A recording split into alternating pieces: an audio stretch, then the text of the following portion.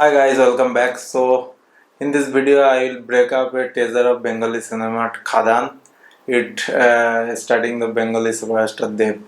So এই ভিডিওতে খাদানের টেজারের breakup যেখান থেকে টেজারটা শুরু হচ্ছে প্রথমে যদি আমরা ভালো করে দেখি সেটা আসানসোলের কয়লা ফিল্ড হবে।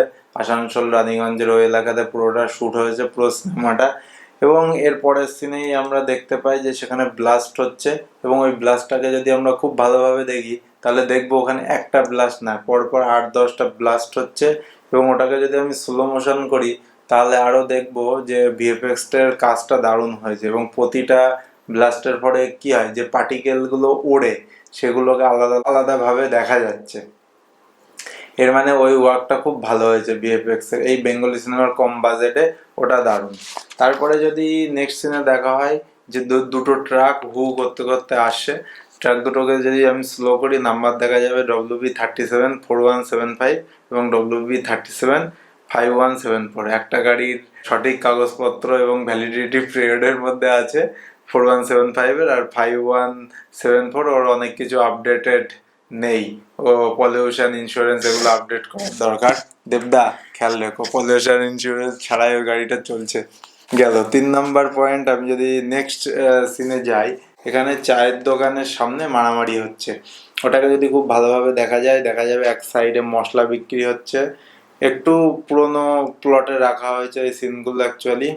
আর সাইডে দেখা যাবে কলসি বিক্রি হচ্ছে, কলসি মানে মাটির কলসির কনসেপ্ট মানে বেশ পুরনো।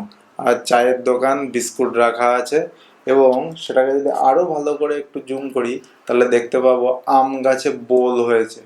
তার মানে সিজনটা ওই শীতের আশেপাশে, ওই টাইমটাতে শীতের আগে শ্যুট করা হয়েছে আমার মনে হয়। তারপরের অ্যাকশন সিনটাকে আমি যদি আরো ভালো করে দেখি এবং সেটাকে যদি স্লো মোশনে দেখি, এই যে দাদা রোটেট ভোল্ট খাচ্ছে, জামাটা ফাঁকা হয়ে গেছে, ডিরেক্টর মনে হয় ঠিকভাবে দেখেনি তো ভেতরে যে শীতের জ্যাকেটটা পরে আছে না স্ট্যান্ড করবে বলে ওই জ্যাকেটটা পরানো হয়েছে, যাই হোক ওটা দেখা যাচ্ছে। ওটা আরো ভালো করে খেয়াল রাখা উচিত ছিল বা ফাইনাল যখন ট্রেলার আসবে বা মুভিতে ওটা কভার আপ করে দেওয়া হচ্ছে, ওটাও দেখে নিও দাদা।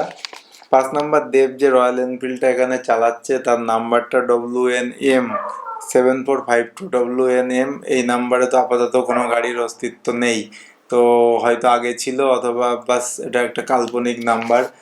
তো রয়্যাল এনফিল্ডের অ্যাডও দেবে, এর মানে এটা কনফার্ম। কারণ সাউথের সিনেমায় রজনীকান্ত হোক, বিভিন্ন বড় বড় স্টার, বলিউড এবং বিভিন্ন স্টেটে এখন তো রয়্যাল এনফিল্ডের অ্যাডে ভর্তি একদম। তারপরে সিনে যদি দেখা যায় যেখানে ট্রেন আর বাইক ওটা সেম ট্রাকে যাচ্ছে, একে অপরের বিপরীতে আসছে এবং ওটাকে যদি আমরা আরো ভালো করে দেখি, that's not a real one, ওটা একটা ভিএফএক্স এর মাধ্যমে করা হয়েছে। ওটাকে স্লো মোশনে আমি ভালো করে অনেকবার দেখলাম। তো ট্রেনটা একটা এসেছে শ্যুট করেছে কোনোভাবে এবং তার ব্যাকগ্রাউন্ড রিমুভ করে সাইডটা ওই কোলফিল্ডে এনেছে এবং ওরা বাইক চালিয়ে সামনে দিয়ে যাচ্ছে, তো দুটো সিনকে ওখানে মার্চ করা। তো ভিএফএক্স এর কাজটা দারুণ হয়েছে এবং ওই সিনের ওখানেই ওই হাতুড়ি দিয়ে বাড়ি মারাটা দেখায়। তো ওয়াগান নাম্বার থাকে প্রতিটা ওয়াগানের রেলের ক্ষেত্রে, তো এই ওয়াগানটার কোনো নাম্বার ওখানে দেওয়া হয়নি, এটা নাম্বারটা দেওয়ার দরকার, তো রিয়েল মনে হবে সিনগুলো আরও। আজ থেকে না 1950-60 সাল যখন থেকে নাম্বারিং সিস্টেম হয়েছে রেলে তখন থেকে ওয়াগানে নাম্বার আছে। তো নেক্সট সিনে ওই হাতুড়ি মারা সিনটাকে যদি আরো ভালো করে দেখা হয়, আমি জানি না কি কারণে ওইভাবে রেখেছে, দেবের ওখানে একটা মুখ থেকে একটা তার বেরোচ্ছে, আমার মনে হচ্ছে ওটা হেডফোন রয়ে গেছে কোনোভাবে, বা ওই হাতুড়ির সাউন্ডটা ক্যাপচার করার জন্য ওই তারের ওই কর্ডটা ইউজ করা হয়েছে যেটা ভিজিবল, কারণ মুভির প্লটটা যে টাইমের ওই টাইমে হেডফোন থাকার কথা না। এর পরের পয়েন্টে আমি যদি এই সিনটা ভালো করে দেখি, এই বৃষ্টির মধ্যে দেব বিড়ি খাচ্ছে এবং চারিদিকে বহু লোক দাঁড়িয়ে আছে, এই সিনটার সাথে কেজিএফ এর রকি ভাইয়ের একটু মিল পাচ্ছি। কিন্তু প্রবলেমটা কোথায় জানো, দেবের এই সিনটাতে তোমরা একটু জুম করছি আমি, আগে দেখো দেখো গলায় বেড়ি পরানো, সালারে যেমন ছিল তেমন এবং হাতেও বেড়ি পরানো, তার মানে দেব অলরেডি প্রোটেস্ট করে একটা কিছু হয়েছে, পুলিশে ধরে নিয়ে গেছে, তো ওকে বেঁধে রেখেছে অথবা কোলফিল্ডের মাফিয়ারা ওকে বেঁধে রেখেছে, অবস্থায় নিয়ে এসেছে ওকে মারবে বলে বা ওকে ওখানে মেরে দেওয়া হবে সিনেমাতে। তারপরে এই সিনটা যদি আমরা একটু ভালো করে দেখি, দেব এবং যিশু এরা দুজন মিলে সবাইকে শান্ত করার চেষ্টা করছে এবং প্লাকার্ড হাতে বহু লোক আছে, মানে একটা আন্দোলন ওখানে হচ্ছে। তার আগের সিনে আমরা দেখেছি গুলি হচ্ছে, তার মানে ওই সিনটা কোলফিল্ডের সাথে রিলেটেড, যে কোলফিল্ড একজন মারা গেছে, তারপরে এই আন্দোলন হচ্ছে। এই আন্দোলনের প্ল্যাকার্ডগুলোকে যদি আমরা একটু জুম করি, তাহলে আমি রিয়াকশনেও বলেছি এখানে একটা ক্লিয়ার মেসেজ দেবে, এবং এই কয়লা নিয়ে যে এত দুর্নীতি হয়েছে বা এত কয়লা যারা কাজ করে তাদের কোনো সেফটি নেই, সেই প্ল্যাকার্ডগুলোতে ওটাই লেখা আছে। কয়েকটা আমি পড়ছি প্ল্যাকার্ডের, এক জাতি এক প্রাণ। তারপরের প্ল্যাকার্ডটা দেখো, এখানে হিন্দু মুসলিম মা ভাই বোনেরা এক হন, মানে সাম্প্রদায়িক সম্প্রীতির বার্তা, যেটা আমি সবসময় বলছিলাম যে দেবের সিনেমায় এখন ক্লিয়ার কাট মেসেজ থাকবেই থাকবে। তারপরে শ্রমচুরি মানছি না, মানবো না, মাফিয়া রাজ খতম করতে হবে।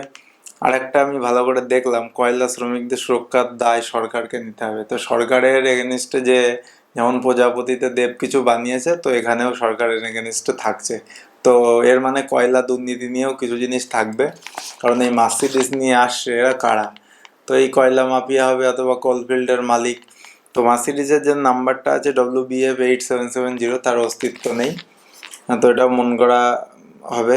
এবং এই সিনটাতে দেখা যাচ্ছে যে কেউ মারা গেছে, তাকে জ্বালাচ্ছে, কিন্তু সেখানে দেব নেই। আমি খুব ভালো করে দেখলাম, দেব নেই। তো এর কি মানে আমি জানি না। আর একটা সিন আমি ভালো করে যেটা বুঝলাম, দেব এবং যিশুর একটা বন্ডিং হবে, এবং সেখান থেকে অবশ্যই ভুল বোঝাবুঝি হবে। দুই ধরনের ক্যারেক্টার, বিপরীত ক্যারেক্টার, কি করে এইভাবে মানে মাফিয়া রাজ করতে পারে, সেটা দেখার জন্য এই সিনেমাটা দেখতে হবে, অবশ্যই দেখতে হবে। এবং দারুণ কিছু উপহার দিতে চলেছে দেব এই ক্রিসমাসে, তো সেটা বিশাল ব্যাপার হবে। তো তোমরা, আমি তো খুবই এক্সাইটেড। আর কোনো পয়েন্ট আমি যদি মিস করে যাই, অবশ্যই কমেন্ট সেকশনে কমেন্ট করো। আরও বলার আর একটা কথা আমি বলবো, এই স্টোরিটা রিয়েল, কোনো KGF থেকে কপি না। পরের ভিডিওতে আবার দেখা হবে। কিছু ভালো লাগলে অবশ্যই চ্যানেলটা সাবস্ক্রাইব করো। নমস্কার।